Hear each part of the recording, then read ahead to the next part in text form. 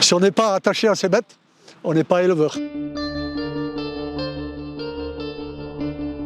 Aujourd'hui, on se mobilise en soutien aux collègues éleveurs qui sont touchés par les abattages totaux de troupeaux de vaches en lien avec la DNC. On est en fait complètement révolté par la politique sanitaire mise en place par l'État depuis le début de cette maladie. Je pense qu'il n'y a pas un éleveur bovin du département des Hautes-Alpes qui vous dira qu'il n'en rêve pas la nuit. En fait, vu ce qui s'est passé chez nos voisins Savoie, de Haute-Savoie, voilà, tout le monde guette éventuellement des signes de maladie, puisqu'en plus il y a des centaines de vaches qui sont redescendues de là-bas dans les Hautes-Alpes. Et aujourd'hui, on voit bien que la politique du ministère de faire des abattages totaux n'a pas du tout enrayé la maladie, puisque après la Savoie, il y a eu l'Ain, il y a eu le Doubs, il y a eu les Pyrénées-Orientales, maintenant l'Ariège, la Haute-Garonne. Donc en fait, la maladie, elle va se répandre partout et on ne veut surtout pas subir des abattages totaux partout en France.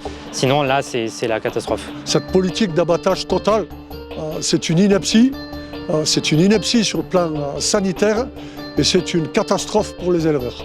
Quand on vit avec les animaux 365 jours par an, qu'on a des bêtes qu'on a sélectionnées pendant toute sa vie, qui ont été peut-être éventuellement sélectionnées par la génération d'avant, etc., c'est pas qu'une catastrophe économique, l'abattage.